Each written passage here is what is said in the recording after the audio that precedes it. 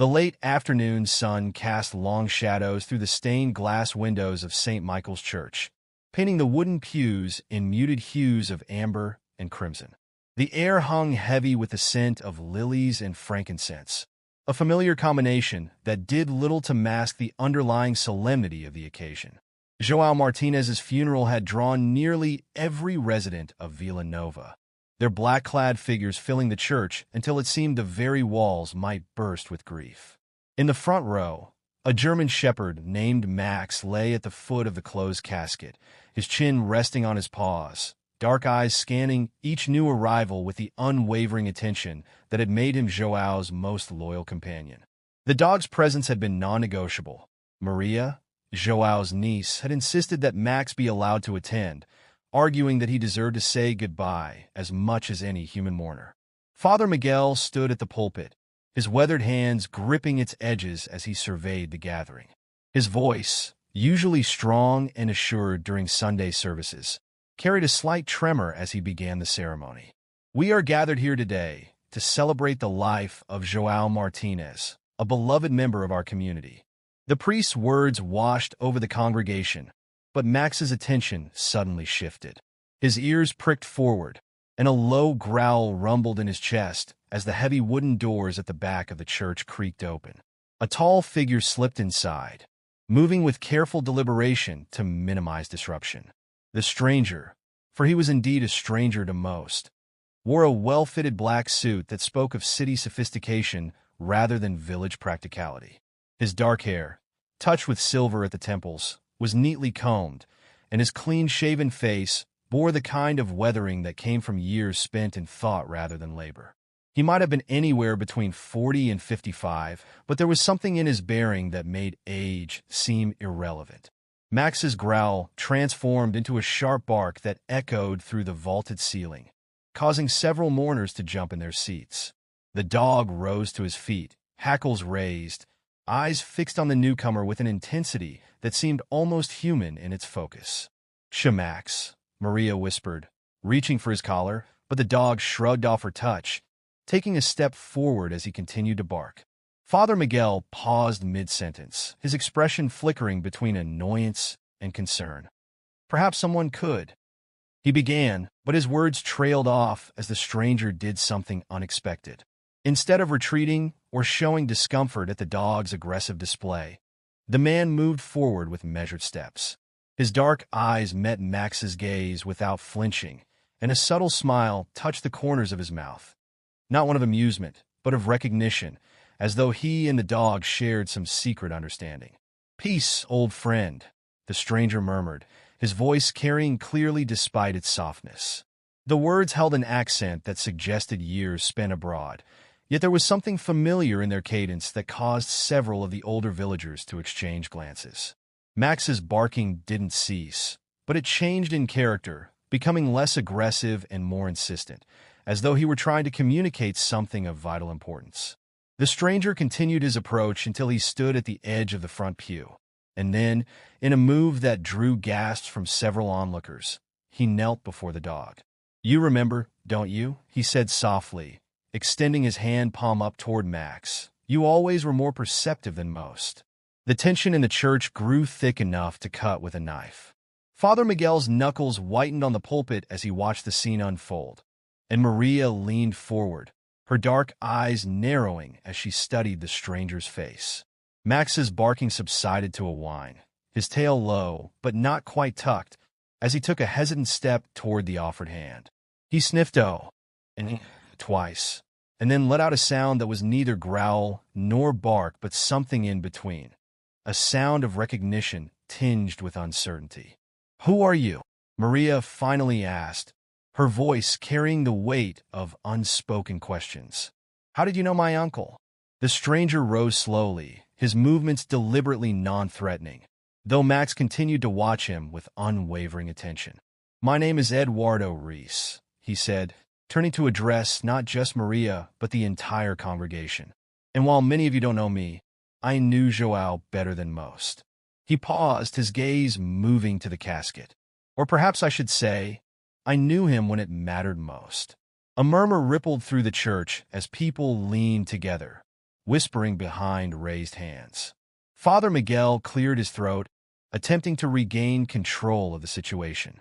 Mr. Reese, while we appreciate your connection to the deceased, perhaps we could continue with the service? Eduardo nodded politely, but there was something in his eyes, a glint of steel beneath the courtesy, that caused the priest to shift uncomfortably. Of course, Father. Please proceed. I simply wanted to pay my respects to an old friend. He moved to take a seat in the last row, but Max's whine drew his attention back to the front of the church. The dog had followed him, padding silently across the stone floor, and now stood looking up at Eduardo with an expression that seemed to carry years of unspoken history. After a moment's hesitation, Eduardo returned to the front pew, settling into the seat beside Maria. Max lay down at his feet, but remained alert, his eyes constantly moving between Eduardo and Father Miguel. As the service resumed, the late afternoon light continued to paint the church in deepening shades of gold and shadow. The air grew heavier with unspoken questions, and more than one person noticed how Father Miguel's voice seemed to have lost its earlier confidence, stumbling over words that should have come naturally to a man of his position. Maria found herself stealing glances at Eduardo throughout the remainder of the service. There was something in his composed demeanor that suggested he held pieces to a puzzle she hadn't even known existed. Her uncle had been a private man in his later years, withdrawing from much of village life in the months before his death. Now, watching Eduardo's steady gaze and Max's unusual behavior, she couldn't shake the feeling that Joao's funeral was about to become much more than a simple farewell to a beloved community member. The sun had nearly set by the time Father Miguel concluded the service, its last rays casting long fingers of light across Joao's casket. As the congregation began to stir, preparing to move to the cemetery for the burial, Eduardo remained seated, his hand resting lightly on Max's head. The dog had not left his side, maintaining his vigilant watch even as people filed past, each step echoing against the stone floor like the ticking of an unseen clock. Maria found herself unable to move, rooted to her spot by the weight of questions she couldn't yet formulate. As the church slowly emptied, leaving only the lengthening shadows and the lingering scent of incense, she turned to Eduardo, ready to demand answers. But before she could speak, he raised his hand slightly, a gesture both gentle and firm. "Not here," he said quietly, his eyes moving meaningfully toward Father Miguel, who was carefully arranging his vestments while watching them from the corner of his eye. "Some truths require the right moment to be heard, and some secrets." He glanced down at Max, who had begun to whine softly again. "Some secrets have four-legged guardians." The last rays of sunlight faded from the stained glass windows, plunging the church into the gray twilight of evening. As Maria followed Eduardo and Max toward the door, she couldn't shake the feeling that her uncle's death had set something in motion, something that would change not just her life, but the entire fabric of Villa Nova itself. Behind them, Father Miguel's hands trembled slightly as he extinguished the altar candles, one by one, until only shadows remained to witness his disquiet. The procession to the cemetery wound through Villa Nova's narrow streets like a dark ribbon against the deepening twilight.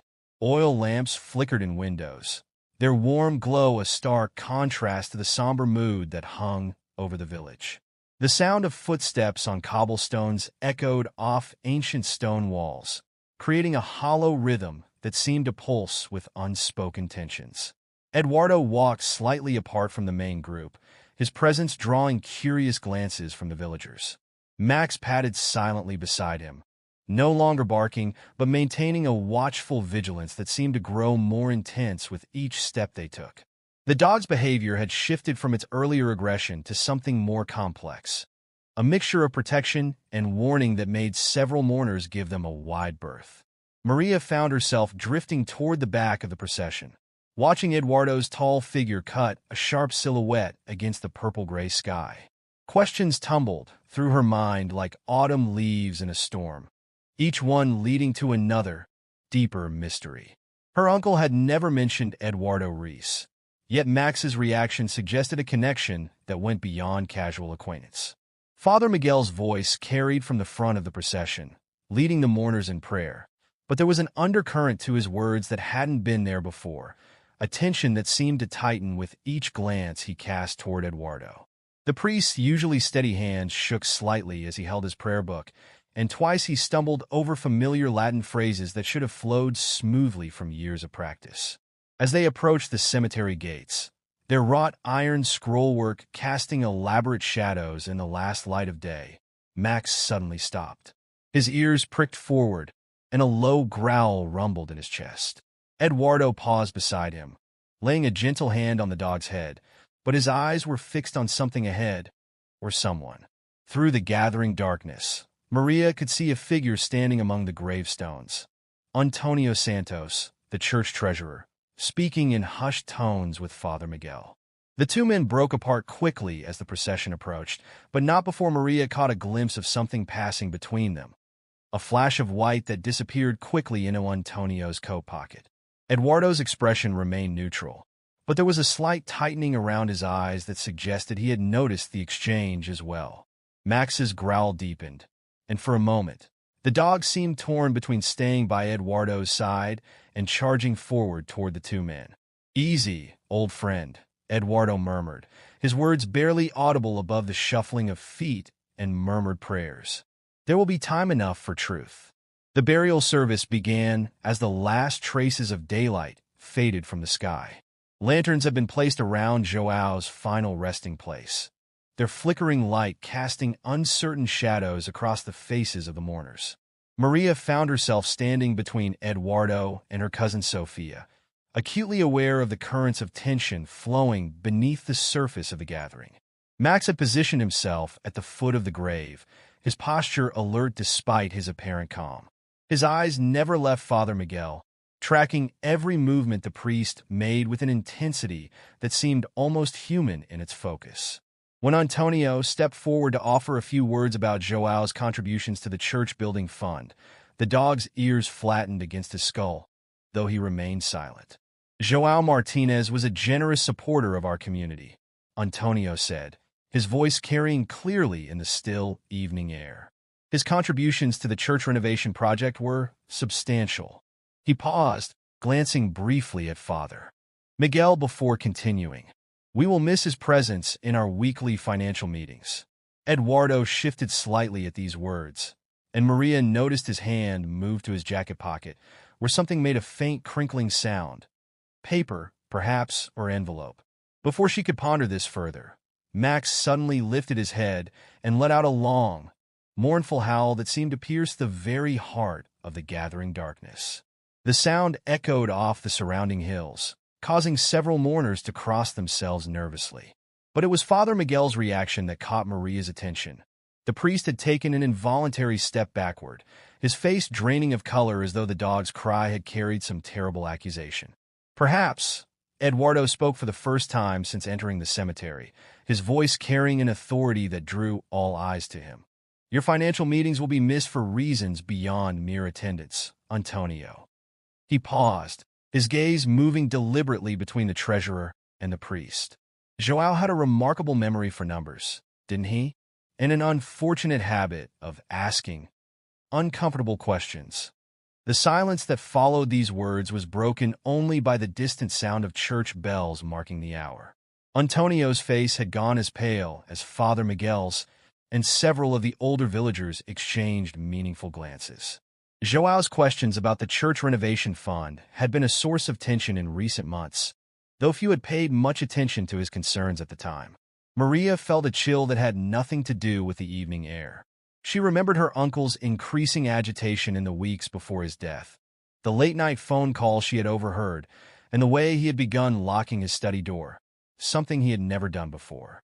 At the time, she had attributed his behavior to age and eccentricity, but now, Max's posture had changed again, his body rigid with attention as Antonio made his way hurriedly through the crowd toward the cemetery gate. The dog's eyes followed the treasurer's retreat, then shifted back to Father Miguel, who was making a visible effort to regain his composure. "If we could continue with the service," the priest said, his voice stronger now, but carrying an edge of something that might have been fear. "It's growing late, and there are matters that require my attention at the church." "I'm sure there are, Father," Eduardo replied softly, but his words carried clearly in the hushed cemetery. "I'm sure there are many matters that require attention." Joao certainly thought so. The lantern light caught the gleam of sweat on Father Miguel's forehead despite the cool evening air. The priest lifted his prayer book again, but his hands were shaking so badly that he nearly dropped it. Several mourners noticed, and a ripple of whispered speculation passed through the crowd. Maria found herself studying Eduardo's face in the flickering light, trying to read the story written in its composed lines. There was something both comforting and terrifying in his calm certainty. The sense that he knew exactly what forces he had set in motion by coming to Joao's funeral. Max had begun to pace slowly around the grave, his movement creating a circle that seemed to separate the gathering into two groups: those who were beginning to question and those who were beginning to fear the answers. The dog's behavior, which had seemed merely strange in the church, now felt purposeful, as though he were somehow involved in Eduardo's carefully orchestrated revelation. The burial service continued, but the readings and prayers felt hollow now, overshadowed by the weight of unspoken accusations and the growing certainty that Joao Martinez's death had marked not an ending, but a beginning. As handfuls of earth fell onto the casket, each hollow thud seemed to echo with secrets waiting to be unearthed. Just before the final prayer, Eduardo stepped forward and dropped something into the grave, a single piece of paper that fluttered down to rest on the polished wood of the casket. In the lantern light, Maria caught a glimpse of official letterhead and columns of numbers before the paper disappeared into the gathering darkness. Father Miguel's voice cracked on the final amen, and in the silence that followed, Max let out another howl, shorter this time, but somehow more decisive, like a declaration of intent. The sound seemed to hang in the air even after it faded, a promise that truth, like grief, would have its day. As the mourners began to disperse, their conversations a mix of condolences and speculation, Eduardo remained by the grave, Max solid and watchful beside him.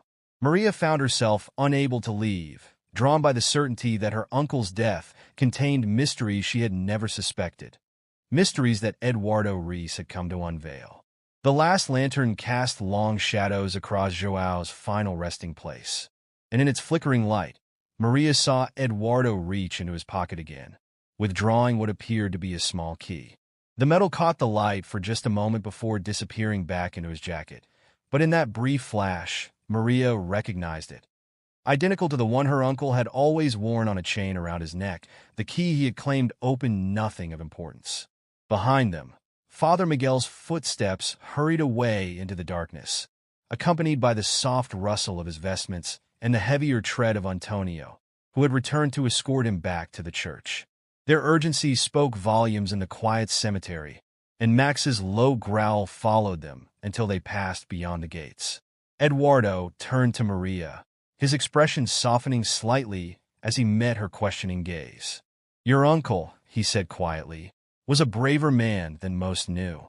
And now, perhaps, it's time you learned why Max has been watching the good father so carefully." He glanced down at the dog, who had pressed closer to his side. After all, some secrets can only stay buried for so long.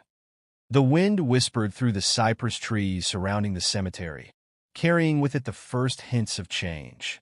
Above them, stars began to pierce the darkening sky, their eternal light bearing witness to the unfolding of long-hidden truths in the small village of Villa Nova.